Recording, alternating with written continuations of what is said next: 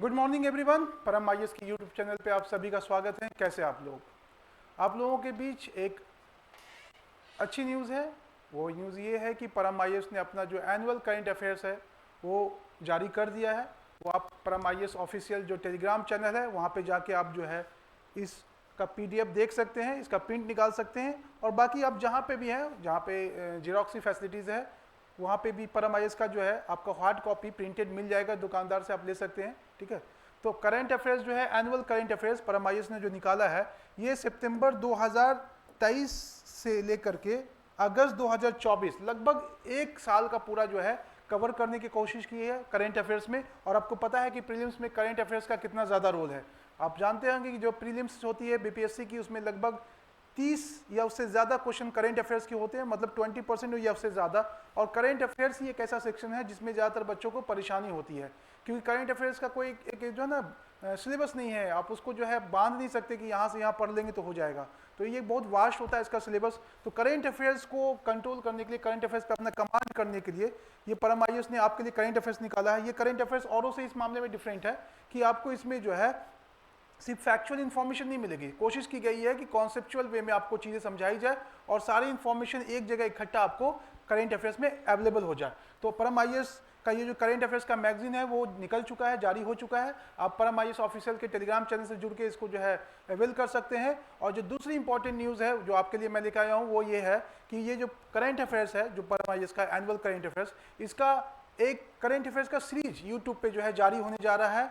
आपको हर दिन जो है डेली आपको आधे घंटे का इसी करंट अफेयर्स का जो है एक सिंपल वर्ड में, साधारण वर्ड में जो है, आसान भाषा में जो है समझाने की कोशिश की जाएगी, ताकि आप इस करंट अफेयर्स को, अगर इसके कंटेंट्स को कहीं पे आपको पढ़ने में, समझने में दिक्कत होती है, ताकि आप उसको जो है इस वीडियो के जरिए इसको देख लें, अच्छे से समझ लें और ये करंट अफेयर्स आपके लिए ईजी हो जाए। ठीक है, अगर आप इस सीरीज को लगातार कंटिन्यू देखते हैं तो करंट अफेयर्स जो पूरा एक साल का करंट अफेयर्स है, इसको समझना, इसको मेमोराइज करना आपके लिए आसान हो जाएगा। इसी को ध्यान में रखते हुए परम आईएएस अपना जो है यूट्यूब पे आधे घंटे का डेली का जो है करंट अफेयर का सीरीज लेके आया है।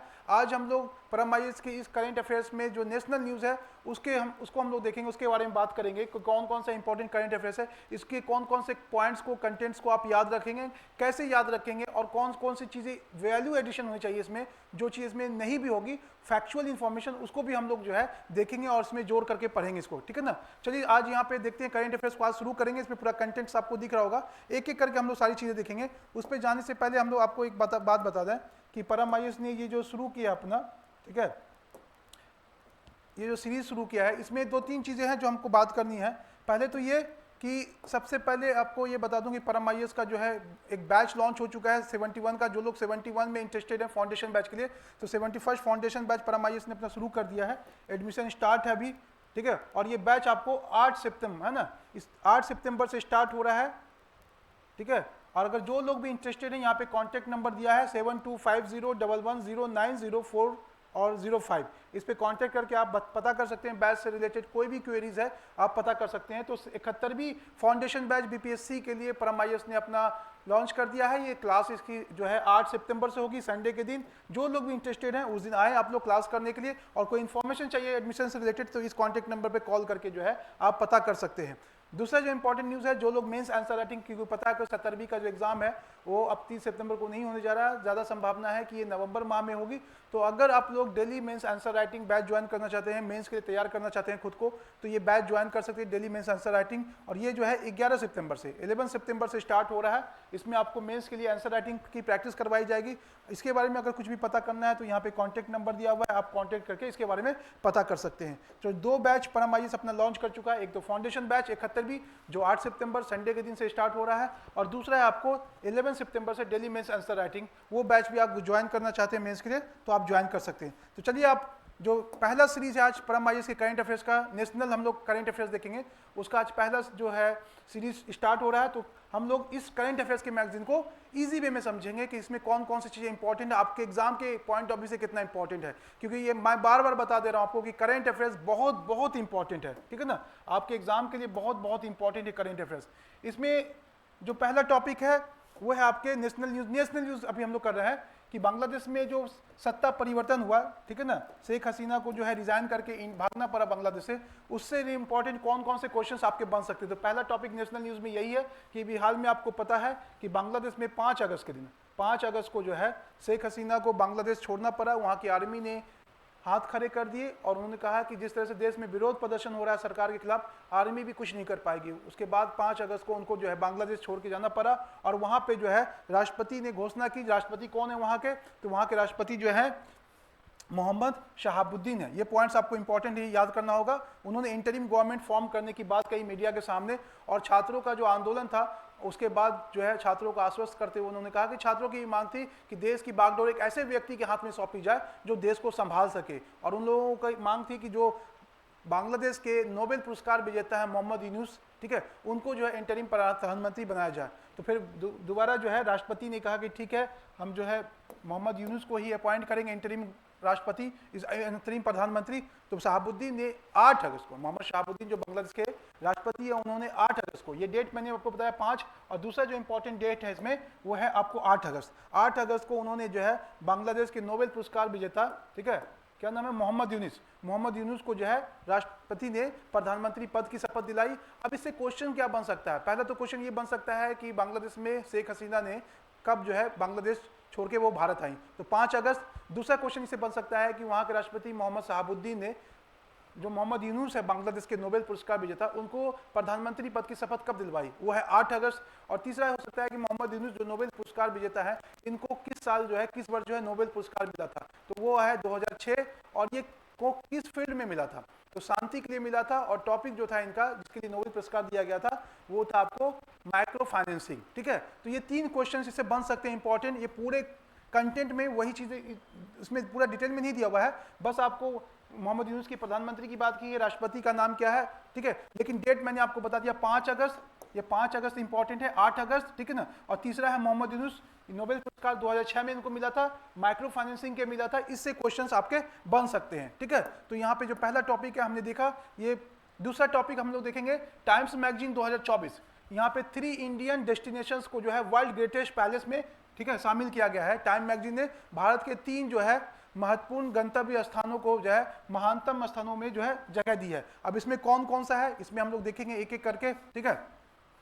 इसमें जो है आपको देखने को मिलेगा कि एक तो है स्टेट से क्वेश्चन पूछ सकता है, कौन कौन से स्टेट्स में है। तो एक है आपका महाराष्ट्र में, ठीक है ना, उसको कहते हैं द म्यूजियम ऑफ सॉल्यूशंस, ठीक है ना, और चिल्ड्रन म्यूजियम्स है ये मुंबई में। दूसरा है मनम, चॉकलेट फैक्ट्री है हैदराबाद में, और नार एक रेस्टोरेंट है हिमाचल प्रदेश में। इन 3 को जो है अभी हाल में जो है महानतम गंतव्य यानी ग्रेटेस्ट डेस्टिनेशन में भारत की तरफ से शामिल किया गया है, ठीक है। तो इससे क्वेश्चंस आपसे बन सकते हैं। यहाँ पे आपको दे सकता है म्यूजियम ऑफ सॉल्यूशंस कहाँ पे है, महाराष्ट्र दे सकता है यहाँ पे, ठीक है। यहाँ पे जो है चॉकलेट फैक्ट्री किस स्टेट में है, ठीक है। तो यहाँ पे तीनों स्थानों का नाम, ठीक है, और किस राज्य में है, इस तरह से पूछ सकता है आपसे। तो यहाँ पे आपको ये पॉइंट्स याद रखना है जो पूरे कंटेक्स्ट में जो आपके एग्जाम के पॉइंट ऑफ व्यू से इंपॉर्टेंट है, ठीक है। चलिए अगला करंट अफेयर्स हम लोग देखेंगे। ये उन लोगों के लिए है जो कम समय में इस करंट अफेयर्स की मैगजीन को समझना चाहते हैं, ठीक है, ताकि उनको जो है पूरा जब वो खोलें करंट अफेयर्स को तब उनको समझने में, पढ़ने में, रिवाइज करने में आसानी हो, ठीक है। क्योंकि करंट अफेयर्स में सबसे ज्यादा लोगों को दिक्कत ये होती है, सर बोरिंग लगता है, मन नहीं लगता पढ़ने में, तो उसको आसान भाषा में आपको इसमें समझाया जा रहा है। अगला है मुंबई की पहली भूमिगत मेट्रो ट्रेन। तो अभी हाल में मुंबई की पहली जो है अंडरग्राउंड मेट्रो ट्रेन को जो है इनॉग्रेट किया गया है, और उसका नाम क्या है, उसका नाम जो है आपको एक्वा है। क्या है, एक्वा है। मुंबई की जो नई ट्रेन लॉन्च हुई है, ठीक है, इसका नाम क्या दिया, एक्वा ट्रेन नाम दिएगा। और ये पहली जो है भूमिगत ट्रेन है मुंबई की, ठीक है ना, एक्वा लाइन नाम दिया गया है, ठीक है। और इसमें का इसका जो रूट है वो है Santa cruise electronics export processing zone को बांद्रा कुर्ला कॉम्प्लेक्स से इसको जोड़ेगी, ठीक है ना। और केंद्र सरकार ने जून 2013 में जो है इसकी स्थापना की थी। ये इतना इंपॉर्टेंट है, बस आपको ये याद रखना कि मुंबई की पहली भूमिगत मेट्रो ट्रेन को नाम क्या दिया गया, एक्वा नाम दिया गया है, ठीक है ना। और इसमें जो है आपको कौन से रूट को जोड़ती है, ये Santa cruise electronics export processing zone को बांद्रा कुर्ला कॉम्प्लेक्स से जोड़ती है, ठीक है ना। अभी हाल में प्रधानमंत्री ने है इसका इनॉग्रेशन किया। अगला क्वेश्चन है, इसमें पॉइंट्स जो है ये भी आपका इंपॉर्टेंट है, ठीक है। इसको भी आपको जो है आसान भाषा में मैं समझा देता हूँ, ठीक है। अभी हाल में जो है असम राजघरानों का एक कब्रिस्तान है, यहाँ पे आपको दिख रहा होगा, ठीक है ना। और इसका नाम क्या है जी, इसका ये अहोम डायनेस्टी का है, बरियल है। यहाँ पे जितने लोग भी इस अहोम डायनेस्टी जो है वो असम की एक प्राचीन, ठीक है, वंश है। और इनको जो है यूनेस्को ने वर्ल्ड हेरिटेज लिस्ट में जुलाई 2024 में 26 जुलाई 2024 में इसको शामिल किया है। और ये नॉर्थ ईस्ट का पहला ऐसा साइट है जिसको जो है इसमें फर्स्ट कल्चरल साइट है नॉर्थ ईस्ट का, जिसमें जो है यूनेस्को के वर्ल्ड हेरिटेज साइट में कल्चरल में शामिल किया गया है। ठीक है, अब इसको नाम क्या दिया गया, इसका नाम है मोइदम। क्या नाम है? Moidam, the most burial systems of the Ahom dynasty. Assam की जो अहोम वंश है उसके जो भी लोग जीवन संसार को छोड़ के जाते थे तो उनका जो बरियल सिस्टम है, उसको दफनाने की जो प्रथा थी, उसी को क्या कहते हैं? मोइदम कहते हैं। ये जो दिख रहा है आपको मोइदम, इसको अभी हाल में यूनेस्को ने वर्ल्ड हेरिटेज साइट में कल्चरल साइट्स में शामिल किया है और ये नॉर्थ ईस्ट का पहला साइट है जिसको ये दर्जा मिला है। ठीक है, इससे संबंधित और कुछ पॉइंट्स है इसमें जो आपके एग्जाम के पॉइंट ऑफ व्यू से इंपॉर्टेंट है, उसको भी हम लोग देख लेंगे। ठीक है ना, एक एक करके देखेंगे। जैसे बिहार से रिलेटेड है तो यहाँ पे देखिएगा आप कि बिहार से इसमें कौन कौन सा शामिल है। तो 2 साइट्स बिहार से इसमें शामिल है। पहला आर्कियोलॉजिकल साइट्स ऑफ नालंदा महाविहार नालंदा में, इसको 2016 में कल्चरल साइट्स में जो है शामिल किया गया। और दूसरा कौन सा आपका? दूसरा आपका जो है गया में है, जो 2002 में इसको शामिल किया गया। यहाँ पे दिख रहा होगा आपको महाबोधि टेम्पल कॉम्प्लेक्स गया, यहाँ पे आपको करंट अफेयर्स में दिख रहा होगा। ये जो महाबोधि टेम्पल कॉम्प्लेक्स है बोध गया में, इसको 2002 में जो है कल्चरल साइट में शामिल किया गया। तो बिहार के 2 स्थान है जिसको शामिल किया गया है। तो आप इस साल जो है मोइदम को नॉर्थ ईस्ट का पहला जो है साइट्स है जिसको वर्ल्ड हेरिटेज कल्चरल साइट में शामिल किया गया है। और बिहार से अगर 2 हैं तो आपने 2016 में देखा नालंदा महाविहार और 2002 में महाबोधि टेम्पल कॉम्प्लेक्स। ठीक है, तो ये इसमें इस पॉइंट्स में जो है इंपॉर्टेंट है आपके करंट अफेयर्स वाले में, इसको आप याद कर सकते हैं। इसमें आगे भी अगर आपको देखना है कि कुछ और चीज़ें इंपॉर्टेंट है तो यहाँ पे एक कंपोजिट साइट्स होगा। ठीक है ना, आगे हम लोग देखेंगे। ठीक है, ग्रेट हिमालयन नेशनल पार्क, ये जो है आप यहाँ पे देखो, ये वाला कंचनजंगा नेशनल पार्क, ये कौन सा है जी? ये मिक्स में आता है। यहाँ पे नेचुरल दिया होगा, नेचुरल में याद रखेंगे काजीरंगा नेशनल पार्क, केवला देव, मानस, ये 3 जरूर याद रखेंगे। 1985 में इन तीनों को जो है नेचुरल साइट है ना, एयर ऑफ नेचुरल साइट। हमने भी कल्चरल देखा था, ये नेचुरल है। और एक होता है कंपोजिट जिसमें दोनों महत्व के हो। ठीक है ना, जिसमें कल्चरल भी इंपॉर्टेंट छुपा हुआ हो और आपके नेचुरल भी छुपा हो। तो वो कौन सा साइट है? वो कंचनजंगा, इसको सिक्किम में है ये। और 2016 में इसको जो है नोटिफाई किया गया था वर्ल्ड हेरिटेज साइट्स में। तो इसमें जो भी इंपॉर्टेंट पॉइंट्स था इसको हम लोगों ने देखा कि एक एग्जाम के पॉइंट ऑफ व्यू से आपके बहुत इंपॉर्टेंट है। जो 70वीं का पीटी देने जाएंगे करेंट अफेयर्स के लिए जो है ये सब न्यूज़ बहुत इंपॉर्टेंट है। अगला जो पॉइंट्स है इसमें, अश्विनी वैष्णव ने launches India's fastest indigenously designed router. ठीक है, आपको पता है कि इंटरनेट क्या काम करता है, इंटरनेट को चलाने के लिए आपको राउटर की जरूरत पड़ती है। तो अभी इंडिया का जो है सबसे पहला जो फास्टेस्ट है ना, कौन सा है? ये फास्टेस्ट है, इंडियाज फास्टेस्ट जो है इंडिजियस। और दूसरा का इंपॉर्टेंट है इंडिजिनियसली डिजाइंड है ना, स्वदेशी रूप से विकसित है ये। ठीक है, भारत में इसका विकास किया गया है और फास्टेस्ट है। इसका अभी हाल में जो IT मिनिस्टर है अश्विनी वैष्णव, इन्होंने फास्टेस्ट और एंड इंडिजिनियसली डेवलप IBS, ये क्या है जिसका राउटर है कैपेसिटी ऑफ 2.4, ये इंपॉर्टेंट है, आप इसको भी याद रखते हैं, 2.4 टेराबाइट्स पर सेकंड। ठीक है ना, और ये कहाँ पे किया है अभी, इनको लॉन्च कहाँ पे किया है? ठीक है ना, तो यहाँ पे आप इसको देखेंगे, इसमें दिया होगा अगर आपको, तो ये बेंगलुरु में लॉन्च हुआ है। कहाँ पे हुआ है? बेंगलुरु में। ठीक है ना, ये पॉइंट्स आपको यहाँ पे याद रखना है कि अभी इंडिया का फास्टेस्ट इंडिजिनियसली जो है राउटर हमारे IT मिनिस्टर अश्विनी वैष्णव ने कहाँ लॉन्च किया है? बेंगलुरु में किया है। ठीक है, और इसकी स्पीड क्या है? तो इसकी स्पीड 2.4 टेराबाइट्स पर सेकंड है। ठीक है, तो ये एक इंपॉर्टेंट करंट अफेयर्स था जो आपको इसमें से याद रखना है। ठीक है, अगले पॉइंट्स पे हम लोग आते हैं। यहाँ पे है कि अभी हाल में राष्ट्रपति भवन में मोदी सरकार ने अभी जो है राष्ट्रपति भवन के एक हॉल का नाम, 2 हॉल का नाम चेंज किया। ठीक है ना, तो यहाँ पे देखेंगे कि Modi government 2 halls of the Rashtrapati Bhavan, उसका नाम क्या क्या चेंज किया है? पहले एक है दरबार हॉल और दूसरा अशोका हॉल। इन दोनों हॉल, राष्ट्रपति भवन के परिसर में ये दोनों हॉल है, इन दोनों का नाम बदल गया है। जो पहला आपका दरबार हॉल है उसका नाम क्या रख दिया गया है जी? उसका नाम रखा गया है गणतंत्र मंडप, और जो दूसरा अशोका हॉल है उसका नाम रखा गया अशोक मंडप। ठीक है, तो ये आपके एग्जाम के पॉइंट ऑफ व्यू से इंपॉर्टेंट है, पूछा जा सकता है आपसे कि अभी हाल में राष्ट्रपति भवन के 2 हॉल का नाम जो है परिवर्तित किया गया है। एक में आपका दरबार हॉल है जिसका नाम गणतंत्र मंडप रख दिया गया है, और दूसरा जो अशोका हॉल है उसका नाम क्या चेंज कर दिया गया? उसका नाम अशोक मंडप कर दिया गया है। ठीक है ना, ये हमारे देश के एंशिएंट कल्चर और उसके वैल्यूज को जो है इंडिकेट करता है। ओके, आपको पता है कि इससे पहले भी राष्ट्रपति भवन में बहुत सारी चीज़ें जो है चेंज हुई है। ठीक है ना, तो यहाँ पे आप देखेंगे, अगर आपसे पूछ लिया जाए कि पहले राष्ट्रपति भवन में जो मुगल गार्डन था उसका नाम क्या चेंज कर दिया गया, यहाँ पे दिया हुआ है आपको कि मुगल गार्डन का नाम बदल के क्या कर दिया गया? अमृत उद्यान। अमृत उद्यान लिखा हुआ है कि अमृत उद्यान नाम चेंज कर दिया गया है। ठीक है, तो इस पॉइंट से जो भी इंपॉर्टेंट था उन्हें बात कर ली। अगले पॉइंट्स की तरफ आते हैं कि अगला जो करंट अफेयर्स का जो इंपॉर्टेंट टॉपिक है वो कौन सा है? इसमें है 8 पे कमीशन। 8वां पे कमीशन अभी बना नहीं है। ठीक है ना, लेकिन बनने वाला है, गठित होने वाला है। उसमें जो है केंद्रीय कर्मचारी, जो स्टाफ्स लोग हैं, जो कर्मचारी हैं, ठीक है, उनकी ये डिमांड है कि जो है सरकार अगर 8वें पे कमीशन को फॉर्म्स करती है तो वहाँ पे जो है उनका क्या किया जाए? Modi government two demands of natural central government employees. इसमें एक अब देखेंगे उनकी ये मांग है कि फिटमेंट फैक्टर को बढ़ा करके कितना कर दिया जाए, 3.68।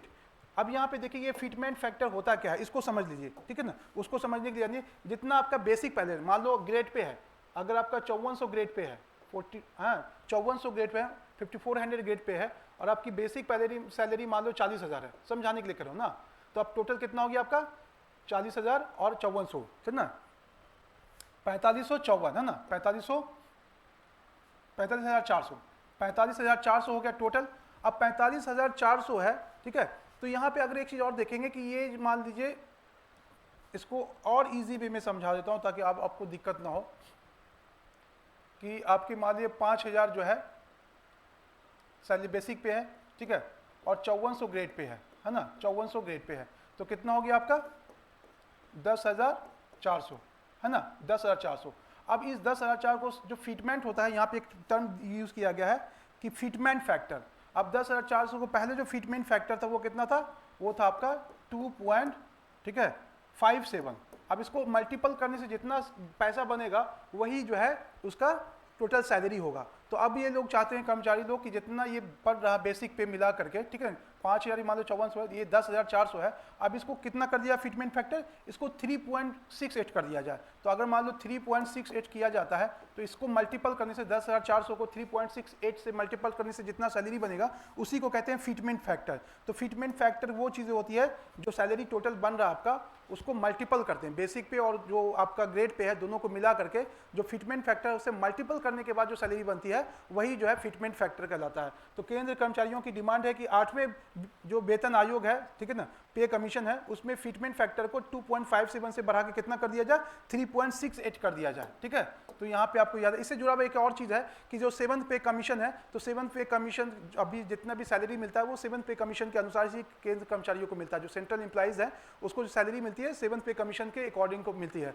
तो आप जो 7th पे कमीशन के जो ये हैं, ठीक है, उसके जो अध्यक्ष थे कौन थे, तो आपको याद रखना है इसमें, ठीक है ना, उसके अध्यक्ष थे अशोक कुमार माथुर, AK माथुर, है ना। तो हो सकता है आपसे पूछ ले, इसलिए मैं कह रहा हूं कि ये जो करंट अफेयर्स की क्लास है ये वैल्यू एडिशन क्लास है। आपको जो चीज़ इसमें नहीं भी दी होगी उसको भी हम लोग ऐड करवाते जाएंगे ताकि आपको जो है इसके बारे में बेहतर समझ हो जाए, ठीक है।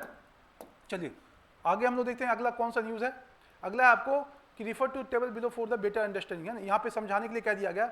अगला है आपको करंट अफेयर्स का जो न्यूज़ है, इंडिया का longest and largest urban tunnel, ठीक है, ये कौन सा है, अभी हाल में प्रधानमंत्री ने, ठीक है, इंडिया का longest and largest urban tunnel, मतलब भारत की सबसे लंबी और सबसे बड़ी शहरी सुरंग का जो है उद्घाटन किया है, ठीक है ना। और ये कहाँ से कहाँ चलेगी, ये थाने बोरीवली ट्विन कहते हैं, थाने से बोरीवली के बीच चलेगी, ये ट्विन टनल है, ठीक है, Mumbai metropolitan region development authority के अंतर्गत ये आती है, ठीक है। और इससे क्या होगा, जो पहले सफर में 1 घंटा लगता था यहाँ से आपके थाने से बोरीवली जाने में, वो समय घट करके कितना हो जाएगा, 12 मिनट हो जाएगा, ठीक है। और ये इंडिया की कौन सी है, longest and largest urban tunnel है, ट्विन टनल है, ठीक है। और इसकी लेंथ कितनी है बाबू, इसकी लेंथ है 11.8 किलोमीटर।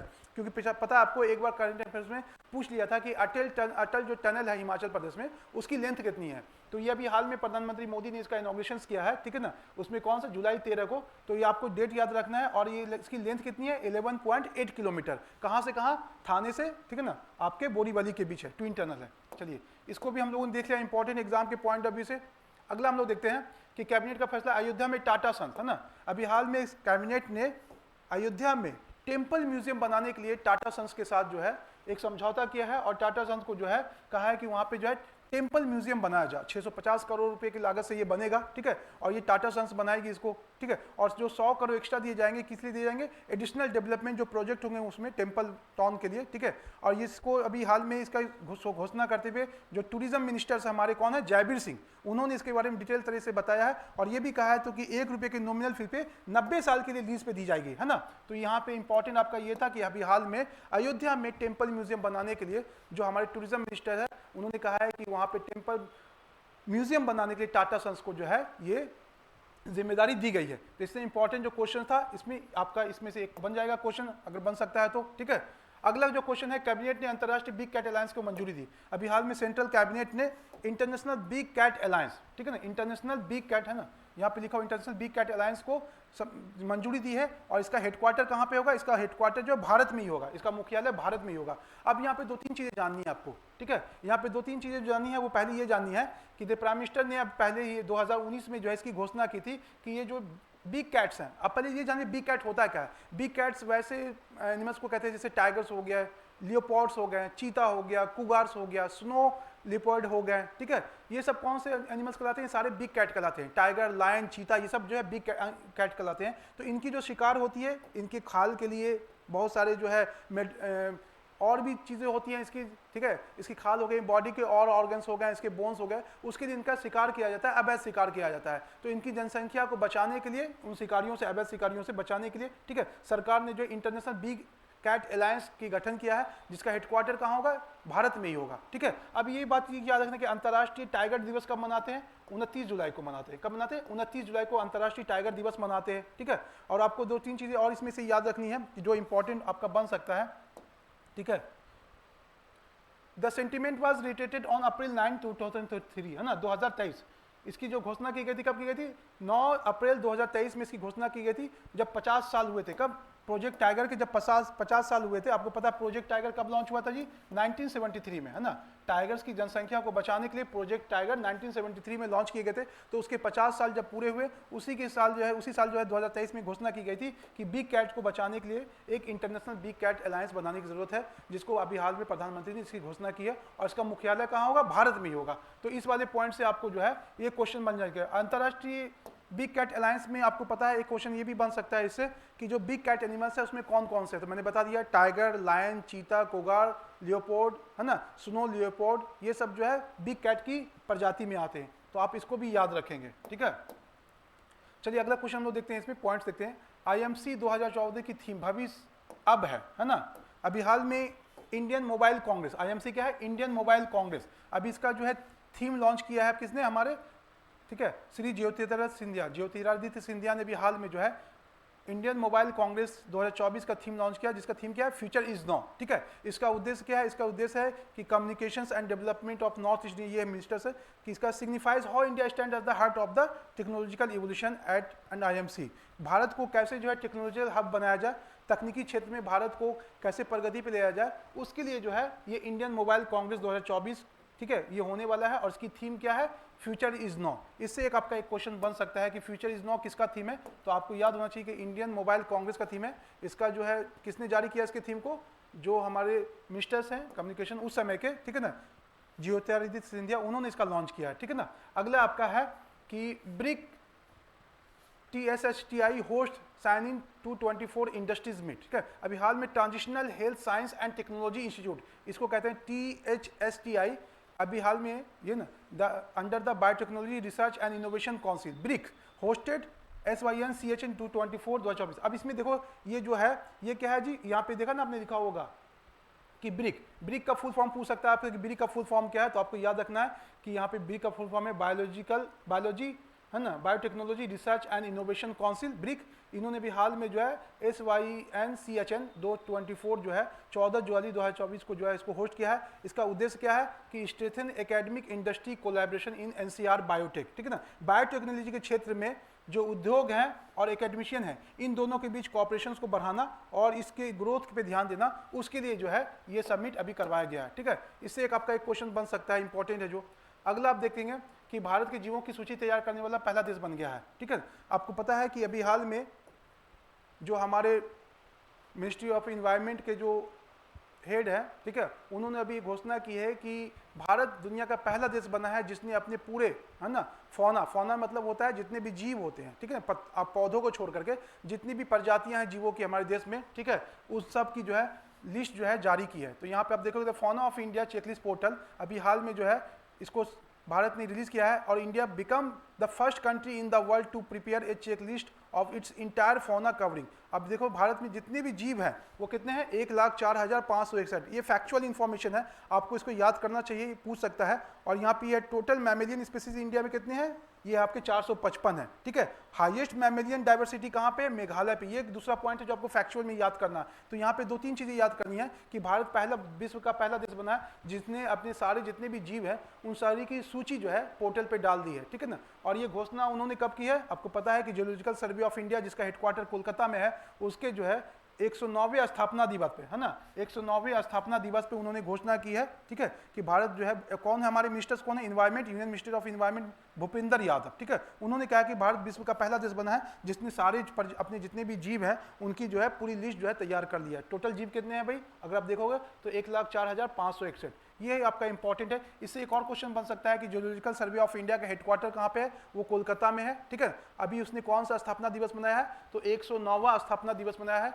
अभी मिनिस्टर्स कौन थे जिन्होंने घोषणा की है, भूपेंद्र यादव थे, जिन्होंने कहा है कि भारत जो है पहला देश बना है दुनिया का जिसने अपने सारे जीवों की जो है सूची तैयार कर ली है, ठीक है। ये पोर्टल पे अवेलेबल है। अगला है योग महोत्सव। अगला जो आपका क्वेश्चन है वो है योग महोत्सव पॉइंट्स जो है आपके करंट के योग महोत्सव के बारे में हम लोग देखेंगे कि अभी हाल में 13 मार्च 2024 को योग महोत्सव जो है, ठीक है, विज्ञान भवन में मनाया गया। और ये योग महोत्सव कब मनाया जाता है जी, ये जो है अंतर्राष्ट्रीय योग दिवस 21 जून को जो मनाते हैं उससे 100 दिन पहले इसको मनाया जाता है, ठीक है। तो योग महोत्सव कहाँ मनाया गया, विज्ञान भवन में 100 दिन पहले मनाया जाता है, 13 मार्च 2024 को मनाया गया, ठीक है ना। This event aligned with the this year international day of yoga. Theme क्या है इंटरनेशनल डे ऑफ योगा की 21 जून को जो मनाया जाएगा, योगा फॉर वुमेन। आपको पता है कि भारत हर साल अंतर्राष्ट्रीय योग दिवस 21 जून को मनाता है, ठीक है। और इस साल की जो थीम है 2024 की, योगा फॉर वीमेन, ठीक है, ये आपको याद रखना है, ठीक है। और ये जो योग महोत्सव मनाया जाता है अपकमिंग 10th, अब ये जो मनाया जाएगा इस साल अंतर्राष्ट्रीय योग दिवस, वो कैसा होगा, 10वां एडिशन होगा। अंतर्राष्ट्रीय योग दिवस का 10वां एडिशन होगा। और आपको इसमें एक चीज और जाननी है कि अंतर्राष्ट्रीय योग दिवस की घोषणा यूएनओ ने कब की थी, 2014 में की थी। और पहला जो योग दिवस मनाया गया था वो 21 जून 2015 को मनाया गया था। तो ये इस साल 2024 में जो मनाया जाएगा वो उसका 10वां एडिशन होगा अंतर्राष्ट्रीय योग दिवस का, ठीक है। ये एक इंपॉर्टेंट है जो आपको इसमें से याद करना है, ठीक है। और इस बार जो मनाया गया वो कहाँ मनाया गया, जम्मू कश्मीर में। कहाँ मनाया गया अंतर्राष्ट्रीय योग दिवस, जम्मू कश्मीर में, ठीक है ना। हर साल शहर को चूज करके मनाया जाता है, तो इस बार जम्मू कश्मीर था। अगला जो पॉइंट है पोषण पखवाड़ा।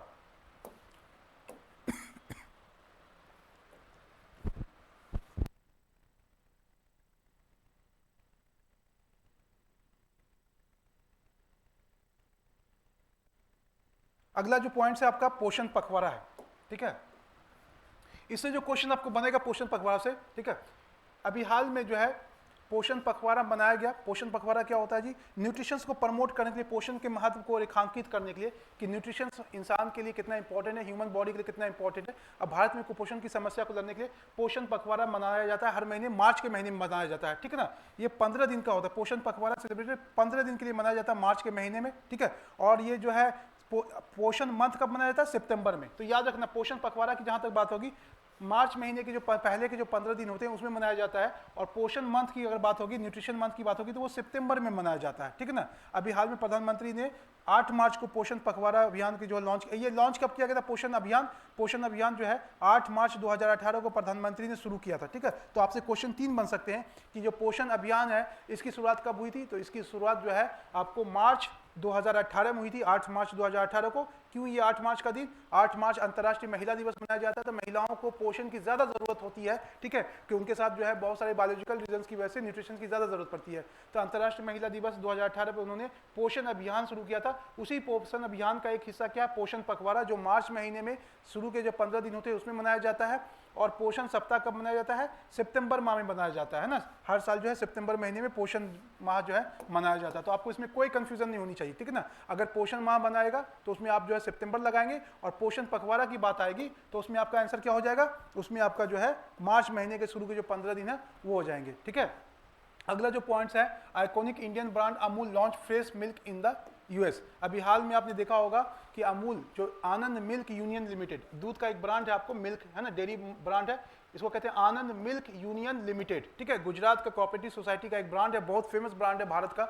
अभी हाल में अमूल ने घोषणा की है कि वो जो है पहली बार भारत से बाहर अमेरिका में जो है फ्रेश मिल्क का जो है अपना जो है ब्रांड लॉन्च करेगा। और अभी हाल में उसने जो है मिशिगन है ना, मिशिगन जो है मिल्क प्रोड्यूसर एसोसिएशन उसके साथ एक समझौता किया है और ये 108 साल पुराना जो है कोऑपरेटिव ऑर्गेनाइजेशन है अमेरिका का, कौन सा, मिशिगन मिल्क प्रोड्यूसर, उसके साथ समझौता किया। और भारत जो का ये ब्रांड है अमूल, ये अमेरिका के न्यूयॉर्क, न्यू जर्सी, शिकागो और वाशिंगटन, डलास एंड टेक्सास, इन शहरों में जो है अपना फ्रेश मिल्क का जो है प्लांट इस्टेब्लिश करेगा और वहां पे फ्रेश मिल्क उपलब्ध कराएगा। तो इससे क्वेश्चंस बन सकते हैं कि भारत का कौन सा जो है मिल्क ब्रांड है जिसने अमेरिका के कुछ शहरों में अपना जो है फ्रेश मिल्क का जो है, ठीक है, प्लांट इस्टेब्लिश किया। तो आपका हो जाएगा इसमें कौन, आनंद, ठीक है ना। इसमें आपका एक क्वेश्चन इससे बन सकता है, करेंट अफेयर्स में इंपॉर्टेंट है ये, ठीक है। अगला है सहकारी समितियों को समर्पित भारत का पहला संग्रहालय कोझिकोड में, जो कोऑपरेटिव सोसाइटी है इंडिया का, उसको डेडिकेटेड भारत का पहला जो है, ठीक है, फर्स्ट म्यूजियम कहाँ स्टैब्लिश किया जाएगा, केरल के कोझिकोड में। कहाँ पे, इसमें दिया होगा आपको, केरल के कोझिकोड में स्टैब्लिश किया जाएगा। और ये इसका उद्देश्य क्या है, इसका उद्देश्य है कि भारत में कोऑपरेटिव सोसाइटी 100 से ज़्यादा साल हो गए, 100 ईयर से ज़्यादा हो गए, किस तरह से इंडिया में जो है कोऑपरेटिव सोसाइटी काम करती रही, यहाँ तक पहुँची है, उसके पूरे जर्नी को जो है, ठीक है, वर्चुअली दिखाया जाएगा आर्टिफिशियल इंटेलिजेंस के द्वारा, ठीक है। अभी हाल में तो इससे क्वेश्चन अब बन सकता है कि भारत में जो है पहला जो है कोऑपरेटिव सोसाइटी के लिए जो म्यूजियम बन रहा है वो कहाँ बन रहा है, ये आपके कोझिकोड में बन रहा है, केरल के कोझिकोड में बनने वाला है, ठीक है ना। चलिए, इससे क्वेश्चन आपका जो है बन गया। और आपको इससे एक एडिशनल क्वेश्चन ये भी याद रखना है कि जो हमारे सहकारिता मंत्रालय है वो किसके अंदर है, तो आपको पता है, सॉरी, वो जो है आपको पता है जो हमारे होम मिनिस्टर हैं अमित शाह, उनके पास है, ठीक है। तो इससे एक क्वेश्चन आपका ये भी बन सकता है कि सहकारिता मंत्रालय जो है किनके पास है, वो अमित शाह के पास है, ठीक है, जो हमारे होम मिनिस्टर हैं उनके पास है, ठीक है।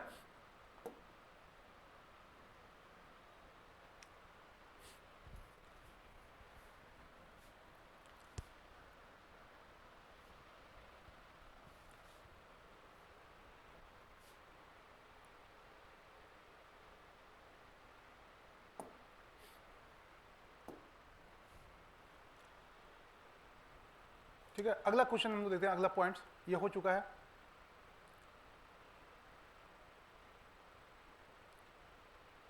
अगला है यूजीसी इंट्रोड्यूस शेरनी, ये भी बहुत इंपॉर्टेंट करेंट अफेयर्स है। अभी हाल में यूनिवर्सिटी ग्रांट कमीशन ने, ठीक है, द शेरनी है ना, ये शेरनी का फुल फॉर्म क्या है, see research network India, Sherni has been launch by the university grant commission, ठीक है। अब ये पता करना है कि ये शेरनी है क्या। शेरनी का मतलब होता है यहाँ पे कि यूजीसी ने, यूनिवर्सिटी ग्रांट कमीशन ने अभी हाल में शेरनी नाम से जो है एक प्रोजेक्ट शुरू किया है। इसका क्या है, उद्देश्य क्या है, जितनी भी महिलाएं रिसर्चर्स हैं या साइंटिस्ट महिलाएं हैं या रिसर्चर्स महिलाएं हैं, ठीक है, उन सबको जो है एक प्लेटफॉर्म उपलब्ध करवाना, ताकि उनको जो है कोई दिक्कत होती है, कोई परेशानी होती है तो सरकार उसमें उसकी हेल्प करे, ठीक है। और उनका एक नेटवर्क बनाना, एक ग्रुप बनाना जहाँ पे वो लोग जो है इजिली अपने जो भी टारगेट्स हैं या जो भी उनका रिसर्च है उनको फुलफिल कर पाए। तो इनको फुल फॉर्म नाम क्या दिया गया, शेरनी का फुल फॉर्म क्या, सी रिसर्च नेटवर्क इंडिया, ठीक है। तो आपको यह याद करना दे सकता है आपको कि शेरनी का एब्रीविएशन क्या होता है, विस्तार क्या होता है, तो आपको याद होना चाहिए कि शेरनी का जो विस्तार होता है वो है सी रिसर्च नेटवर्क इंडिया, शेरनी, ठीक है। और ये किसने लॉन्च किया है, यूजीसी ने किया है, यूनिवर्सिटी ग्रांट कमीशन ने किया है, ठीक है। चलिए, अगला जो पॉइंट्स है इसमें करेंट अफेयर्स में वो है आपका कि वाइस प्रेसिडेंट इनॉग्रेट्स प्रेरणा स्थल एट पार्लियामेंट हाउस कॉम्प्लेक्स। अभी हाल में जो राष्ट्रपति हैं जगदीप धनखड़, उन्होंने जो है भारत प्रेरणा स्थल है ना, पार्लियामेंट के परिसर में प्रेरणा स्थल या इंस्पिरेशनल साइट्स इस्टेब्लिश किया। ये प्रेरणा स्थल है क्या कि संसद परिसर में जितने भी फ्रीडम फाइटर्स है या फ्रीडम मूवमेंट से जुड़ा हुआ कोई भी मान लीजिए सिंबल है, वो स्कैटर्ड थे डिफरेंट प्लेसेस पे इस्टेब्लिश थे, उन सबको जो है पार्लियामेंट के एक प्रेमाइसिस में जो है इस्टेब्लिश किया गया है, ठीक है। और उसका नाम क्या दिया गया, उसका नाम दिया गया है प्रेरणा स्थल। इसका इनॉग्रेशन किसने किया है, जो हमारे उपराष्ट्रपति हैं जगदीप धनखड़, उन्होंने इसको इस्टेब्लिश किया है। तो यहाँ पे इससे एक क्वेश्चन बन सकता है कि प्रेरणा स्थल है क्या, तो प्रेरणा स्थल जो है हमारे फ्रीडम फाइटर्स और जो सिंबल्स है हमारे नेशनल मूवमेंट्स के, उन सारे को जो है एक जगह इकट्ठा करके एक प्रेमाइसिस में, ठीक है, सीमित कर दिया गया है, उसी को नाम दिया गया है प्रेरणा स्थल। इसका उद्घाटन किसने किया, हमारे उपराष्ट्रपति जगदीप धनखड़ ने। फ्लाई 91 इंडिया का न्यूएस्ट एयरलाइन है ना, ये भी बहुत इंपॉर्टेंट है आपके एग्जाम के पॉइंट ऑफ व्यू से कि इंडियाज न्यूएस्ट रीजनल एयरलाइंस है ना, भारत की सबसे नई क्षेत्रीय एयरलाइन। अभी हाल में जो सिविल एविएशन मिनिस्टर हैं ज्योतिरादित्य सिंधिया, इन्होंने जो है भारत का पहला जो है इनॉग्रेटेड फ्लाई 91 ए रीजनल एयरलाइन है, उसको पहली बार जो है यहाँ पे इसको जो है इसका इनॉग्रेशन किया है, ठीक है। और ये क्या है, ये मनोहर इंटरनेशनल एयरपोर्ट गोवा में है, और ये अगत्ती आइलैंड लक्षद्वीप इन दोनों को जोड़ेगा। इसकी पहली फ्लाइट जो आएगी कहाँ से, गोवा से अगत्ती आइलैंड लक्षद्वीप के बीच। और ये जो है टीयर 2 और टीयर 3 की जो सिटीज़ है वहाँ पे एरियल कनेक्टिविटी उपलब्ध कराने के लिए, हवाई जहाज की सुविधा उपलब्ध कराने के लिए, ठीक है, सरकार की जो पहल है उड़ान, उड़े देश का आम नागरिक, है ना, उड़े देश का आम नागरिक, ये जो पहल है उसी के तहत जो है ये किया गया है। और ये आने वाले समय में टीयर 2 और टीयर 3 के जो शहर है वहाँ पे इसको जो है ऑपरेट किया जाएगा। अब टीयर 2 टीयर 3 क्या है, तो टीयर 2 वैसे शहरों को कहते हैं जिसकी आबादी 50,000 से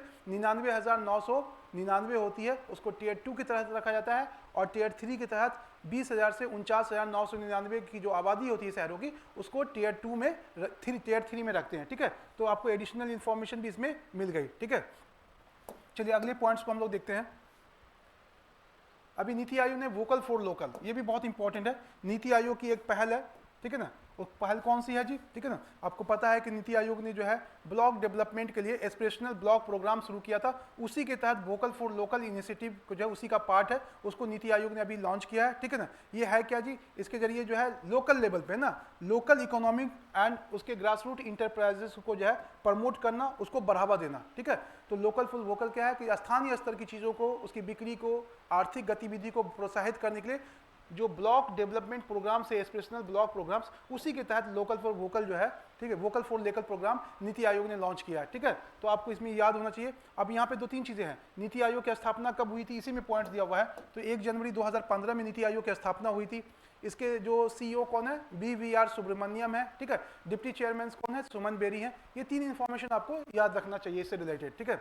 अगला है PM टू पार्टिसिपेट इन सशक्त नारी विकसित भारत प्रोग्राम। अभी हाल में प्रधानमंत्री ने सशक्त नारी विकसित भारत अभियान के तहत, ठीक है ना, कुछ लोगों से इंटरेक्ट किया था, है ना, और उन्होंने जो है एग्रीकल्चर क्षेत्र में ड्रोन के महत्व को दिखाते हुए नमो ड्रोन दीदी की शुरुआत की। ये नमो ड्रोन दीदी क्या है, ये आपको पता है कि ये नमो जो दीदी ड्रोन है, नमो ड्रोन दीदी, ये एक पहल है सरकार की महिलाओं को आर्थिक रूप से सशक्त बनाने के लिए, मजबूत बनाने के लिए, इंपावर करने के लिए। महिलाओं को ड्रोन को ऑपरेट कैसे करते हैं, जो ड्रोन है उसको ऑपरेट कैसे करते हैं, उसकी ट्रेनिंग दी जाएगी, और उनको ड्रोन खरीदने के लिए सब्सिडी दी जाएगी। और ये ग्रामीण क्षेत्रों में ये किसानों को ड्रोन जो है किराए पे उपलब्ध करा सकती हैं, जिससे इनकी आय बढ़ेगी, ठीक है। तो महिलाओं को आर्थिक रूप से आत्मनिर्भर बनाने के लिए, ड्रोन ऑपरेशन के लिए प्रशिक्षित करने के लिए जो योजना है उसी को नाम दिया गया है नमो ड्रोन दीदी, ठीक है। ये भारत सरकार की पहल है। और कौन सी पहल है, ठीक है, तो यहाँ पे देखिएगा शक्ति नारी विकसित है ना भारत, है ना, तो इसी के तहत जो है इस योजना को लॉन्च किया गया है। इसी के तहत प्रधानमंत्री इसी योजना में एक बात और कही थी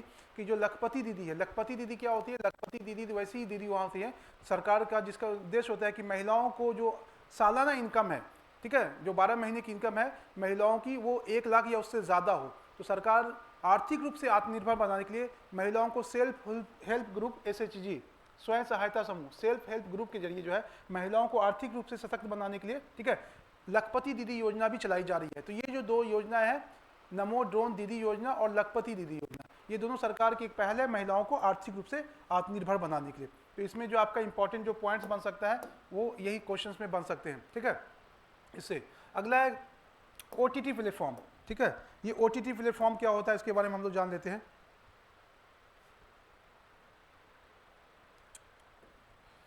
अभी हाल में यूनियन मिनिस्टर अनुराग सिंह ठाकुर ने इंडिया का पहला जो है स्वराज, ठीक है, ऑन OTT पहला सीजन शुरू किया है। कौन सा, स्वराज।